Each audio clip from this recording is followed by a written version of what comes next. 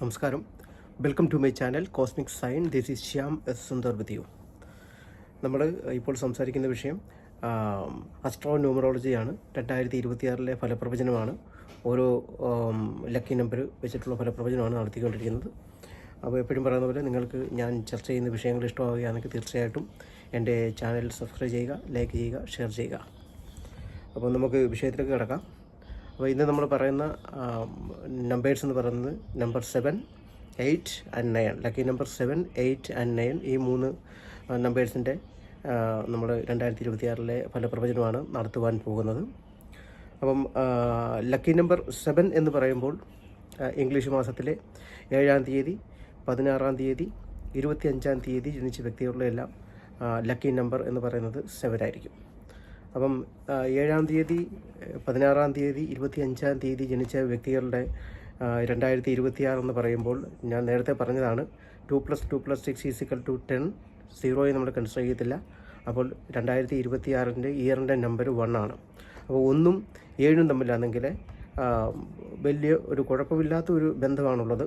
അപ്പം ബാക്കിയുള്ള സംഖ്യകൾ 9 പോലെയോ അല്ലെങ്കിൽ 1 പറയുന്നയോ 3 പറയുന്നയോ 4 പറയുന്ന സംഖ്യകൾ പോലെ അത്രത്തോളം ഒരു മാച്ചിങ് അല്ല. എങ്കിൽ പോലും തീർച്ചയായിട്ടും 1ന് 7 എന്ന് പറയുന്ന സംഖ്യയായിട്ട് ഒരു പോസിറ്റീവായിട്ടുള്ള റിലേഷൻ തന്നെയാണ് ഉള്ളത്.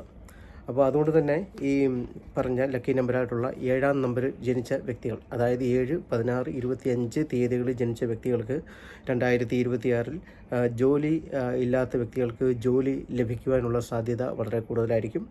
അതുപോലെ ബിസിനസ് ചെയ്യുന്ന ആൾക്കാർക്ക് ബിസിനസ്സിൽ ലാഭം ലഭിക്കുക, അതുപോലെ തന്നെ ആണെങ്കിൽ പുതിയ ബിസിനസ് ഒക്കെ പാർട്ട്നേഴ്സിനെ കിട്ടി പുതിയ ബിസിനസ്സൊക്കെ അവർക്ക് സ്റ്റാർട്ട് ചെയ്യാനായിട്ട് സാധിക്കുക. അതുപോലെ ഇൻഫ്ലോ ഓഫ് മണി, പൈസ അവരുടെ കൈകളിലേക്ക് വന്നു ചേരുക. റിലേഷൻഷിപ്സിലൊക്കെ ആണെങ്കിൽ നല്ല രീതിയിലുള്ള റിലേഷൻഷിപ്സും കാര്യങ്ങളുമൊക്കെ ഉണ്ടാകുക. ആരെങ്കിലുമായിട്ട് പിണങ്ങിയൊക്കെ ഇരിക്കുകയാണെങ്കിൽ അത് സ്ത്രീ ആയാലും പുരുഷനാണെങ്കിലും അവരുമൊക്കെ ആയിട്ട് രമ്യതയിൽ കോപ്പറേറ്റീവായിട്ട് മുന്നോട്ട് പോകാനുള്ള അവസരങ്ങൾ വന്നു ചേരുക.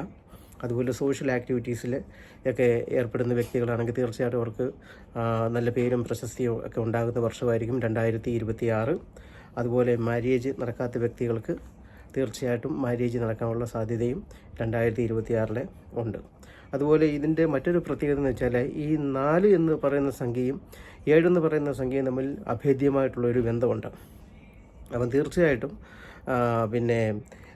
4 എന്ന് പറയുന്നത് ശനിയോടൊപ്പമാണ് 4 എന്നുള്ള സംഖ്യ ചലിക്കുന്നതെങ്കിൽ തീർച്ചയായിട്ടും 7 എന്ന സംഖ്യ മാർസ് അല്ലെങ്കിൽ ചൊവ്വ എന്ന് പറയുന്ന ഗ്രഹത്തിനോടൊപ്പമാണ് സഞ്ചരിക്കുന്നത്.